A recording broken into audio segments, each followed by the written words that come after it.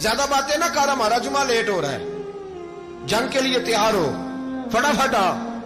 اہل بیت نبوت کو قتل کریں گے اور قتل کے بعد پھر نماز پڑھیں گے اور پھر کہیں گے اللہم صلی علی محمد وعلی آل محمد۔ حضرت امام حسین تشریف لائے، بچوں سمیت آئے۔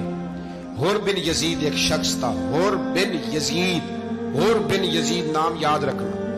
حور بن یزید ایک مختصر سا لشکر لے کے اس نے امام حسین کو ایک جگہ پہ روکا، پھر دوسری جگہ پہ روکا، بالآخر تیسری جگہ پہ روکا تو امام حسین نے فرمایا جگہ کون سی ہے؟ کہا حضور کرب و بلا۔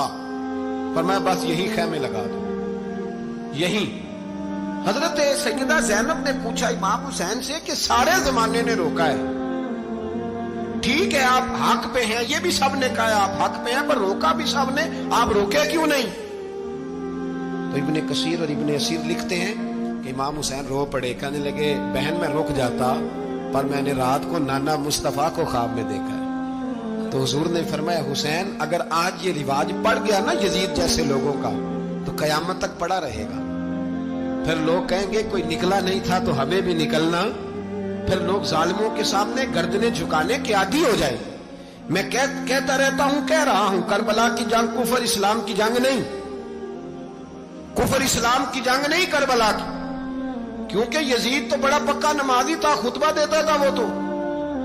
جب امام حسین رضی اللہ تعالیٰ عنہ نے کربلا کے میدان میں جمعے کا دن تھا تو یزید کے سامنے کو بات کرنی شروع کی عمر بن سعد کے سامنے، تو عمر بن سعد کہنے لگا حسین زیادہ باتیں نہ کر، ہمارا جمعہ لیٹ ہو رہا ہے، جنگ کے لیے تیار ہو، فٹافٹ آ۔ اہل بیت نبوت کو قتل کریں گے اور قتل کے بعد پھر نماز پڑھیں گے اور پھر کہیں گے اللہم صلی علی محمد وعلی آل محمد، اسی نماز میں پھر درود بھی پڑھیں گے۔ یہ کیسا مرتبہ ہے، کیسا انداز ہے، دوستی قاتل سے بھی مقتول سے یارانہ بھی۔ حور بن یزید امام حسین سے کہنے لگا مجھے حکم ہے آپ کو روکنے کا، آپ آگے نہیں جا سکتے۔ امام صاحب نے فرمایا وجہ؟ زمین اللہ کی ہے۔ اس نے کہا آپ بیعت نہیں کر رہے، یزید کی حالات آپ کے حق میں درست نہیں ہیں، آپ نہیں جائیں گے۔ امام روک گئے۔ ظہر کی نماز کا وقت ہوا تو حضرت علی اکبر امام حسین کے بڑے صاحبزادے انہوں نے اذان ظہر پڑھی تو حور بن یزید کے لشکر نے امام حسین کے پیچھے نماز ادا کی۔ کہا بھئی تم مقابلے میں آئے ہو، نماز پیچھے پڑھتے ہو؟ کہا حضور مقابلہ تو تلواروں سے کر رہے ہیں پر ہمارا دل تو مانتا ہے نا کہ مصطفیٰ کا نواسہ بڑی شان والا ہے۔ حور بن یزید نے 3 نمازیں لشکر سمیت امام حسین کے پیچھے پڑھی ہیں، 3 نمازیں، ظہر اثر اور مغرب۔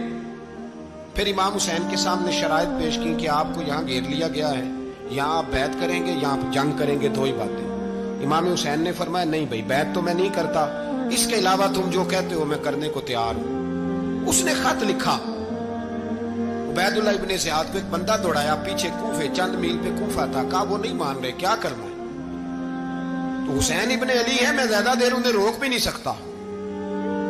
انہوں نے پیغام دیا حور بن یزید کو کہ کرنا کچھ بھی نہیں، ان کا پانی بند کر دو، بلیک میل کرو، کھانا پانی نہیں ملے گا، چھوٹے چھوٹے بچے ہیں، خود ہی مان جائیں گے۔ حضرت امام علی مقام کے بارے میں حور کے پاس جب یہ پیغام آیا تو حور کہنے لگا میری طبیعت نہیں مانتی حسین پر پانی بند کرو، دل نہیں مانتا۔ جب یہ لفظ کہے نا دوبارہ تو پھر عبید اللہ ابن زیاد نے عمر بن سعد کو 10,000 آدمی دے کے بھیجا، کہا حور بن یزید لچک دکھا رہا ہے حسین کے حق میں۔ ایک رے کا علاقہ تھا، بڑی وہاں فصل ہوتی تھی، لوگ کوشش کرتے تھے وہاں کا گورنر بننے کی، کوشش کرتے تھے۔ تو عبید اللہ ابن زیاد کہنے لگا تمہیں رے کی گورنری ملے گی، سب سے سرسبز و شاداب علاقہ، تمہیں وہاں کا گورنر بنایا جائے گا اگر حسین کے خلاف لڑو گے۔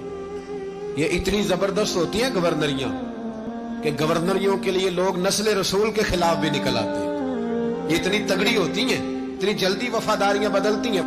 امام حسین کو روک لیا گیا، عمر بن سعد نے روک لیا۔ 1 محرم کو امام آئے، 7 محرم تا روکا گیا، 7 محرم کو پانی بند کر دیا۔ جانور پانی پیتے تھے، گھوڑے پیتے تھے، کتے پیتے تھے، لیکن مصطفیٰ کے گھرانے کو پانی پینے کی اجازت 3 دن تک پانی بند رہا۔ 9 محرم کو عمر بن سعد نے اور لوگ بلائے۔ شمر ایک بڑا سخت آدمی تھا، سنگ دل بدبخت، جس نے حضرت علی اصغر کے گلے پر تیر مارا تھا، وہ اور لشکر لے کے آیا۔ رات کو کہنے لگا امام حسین رضی اللہ تعالیٰ عنہ سے کہ بس بڑا ہو گیا، یہ 9-10 محرم کی درمیانی رات، یہاں آپ جنگ کریں گے یا آپ بیعت کریں گے، دو ہی باتیں۔ امام حسین اندر گئے، سیدہ زینب سے مشورہ کیا، باہر آئے، فرمایا بات وہی ہے جو پہلے دن والی ہے۔ او بھائی بچے ساتھ ہو، صحرا کا علاقہ ہو، تپتی ہوئی ریت ہو، اتنے کٹھن اور سخت حالات، چاروں جانب موت ہی موت، دور دور تک اپنوں کا نام و نشان کوئی نہیں، اور اکیلے فیصلہ کرنے والے امام حسین، باقی سارے بچے ہیں یا عورتیں، سارے بڑے اکیلے۔ امام حسین رضی اللہ تعالیٰ عنہ نے فرمایا بھائی بیعت تو میں نہیں کرتا، باقی جو تمہارا پروگرام ہے۔ شمر اور ابن سعد کہنے لگے پھر جنگ کے لیے تیار ہو جائیں۔ کیا انداز ہے امام حسین کا، فرمانے لگے کل جنگ کروں گا، مجھے پتا تو ہے جنگ کا نتیجہ کیا نکلنا ہے، ایک رات مجھے دے دو تاکہ میں کھل کے اپنے رب کی عبادت تو کر لوں۔ حسین نے جانا ہے، مجھے پتا ہے کل رزلٹ 72 اور 22,000 کا کیا، ایک رات مجھے دو، میں مالک سے راز نیاز تو کروں، میں گویا اس سے پوچھوں تو صحیح کہ مالک میرے والد بھی شہید ہیں، بھائی بھی شہید ہیں، نانا کو بھی دکھوں میں دیکھا ہے، تو اب میری باری ہے تو مالک میں حاضر ہوں، مجھے موقع تو دو، اس لیے کہ میرے نانا نے بدر میں بھی ساری رات عبادت کی تھی، صبح مجھے موقع دو۔ اور دنیا کا اصول ہے جب کوئی موقع مانگتا ہے تو دیا جاتا ہے۔ یہ دونوں کہنے لگے کوئی موقع نہیں۔ حر بن یزید پیچھے سے بولا، کہنے لگا نہیں، بدتمیزی نہ کرو، حسین کو موقع دو، تمہیں دینا پڑے گا۔ موقع دیا۔ حر بن یزید نے پھر منت کی، کہا حضور آپ مہربانی کریں مان جائیں۔ فرمایا ماننے والا کھاتا کوئی نہیں۔ فرمایا ماننے والا کھاتا، بولیے ماننے والا کھاتا، یہ بڑا مشکل کام ہے بھائی۔ ضمیر کا سودا اب تو عام ہو گیا، بازار لگتے ہیں، ریٹ لگتے ہیں، اپنی اپنی چاہتوں پہ لوگوں نے اپنے اپنے انداز سجائے ہوئے۔ کوئی آدمی بس اچھے طریقے سے نام لے لے تو بس ہم اس کے پیچھے چل جاتے ہیں۔ اب تو عام ہو گیا یہ معاملہ۔ امام حسین نے فرمایا ہو ہی نہیں سکتا، ممکن ہی نہیں ہے۔ ساری رات عبادت میں گزری، ریاضت میں گزری، تہجد کا وقت ہوا تو گھر والوں کو بلایا، فرمایا دیکھنا تمہاری سی کی آواز نہ باہر آئے، خبردار سی کی آواز نہ آئے۔ اور امام زین العابدین سے فرمایا تو بیمار ہے، تو جہاد نہیں کرے گا، لیکن خیال رکھنا پیچھے۔ اور بڑی قیمتی بات بتا رہا ہوں، ہماری بیویاں کسی کے گھر میت ہو جائے تو 4 دن بخار نہیں اترتا۔ امام علی مقام نے سیدہ زینب سے فرمایا تو بڑی ہے، میری بہن ہے، پیچھے سارے بچے ہیں، جوان ہیں، ان کے حوصلے تیری ذمہ داری ہے۔ صبح جنگ کا طبل بجنے لگا، فجر کی نماز پڑھی، سورج چڑھا، 10 محرم کا دن، جمعے کا وقت، جناب سیدنا امام حسین رضی اللہ تعالیٰ عنہ نے ریت پر سجدے کیے، لمبے سجدے، لمبی نماز۔ سورۃ الشمس کی آیات دوسری رکعت میں پڑھی تو سارا کربلا گونجنے لگا۔ کیا انداز تکلم تھا امام علی مقام کا۔ نماز مکمل ہوئی تو حر بن یزید، عمر بن سعد اور شیمر سے کہنے لگے واقعی حسین سے لڑو گے؟ پتہ نہیں کون ہے۔ قل لا اسألکم علیہ اجرا، تم نے نہیں پڑھا؟ الا المودۃ فی القربى، تمہاری آنکھیں بند ہیں۔ الحسن والحسین سید الشباب اہل جنہ، تمہیں نہیں پتا؟ کہنے لگا چپ کر، حکومت نظر آ رہی ہے۔ اور بن یزید کہنے لگا پھر میرا بھی فیصلہ سنو، مجھے حکومت نہیں چاہیے، مجھے جنت چاہیے۔ حکومت نہیں چاہیے۔ امام حسین کی پہلی فتح دیکھیں، اور بن یزید ایڑی لگا کے نا یزید کے لشکر سے نکل کے امام حسین کے لشکر میں شامل ہو گئے، اور پہلا شخص جس نے امام حسین کو روکا، امام حسین کے نام پر پہلا سر بھی اسی شخص نے کٹایا۔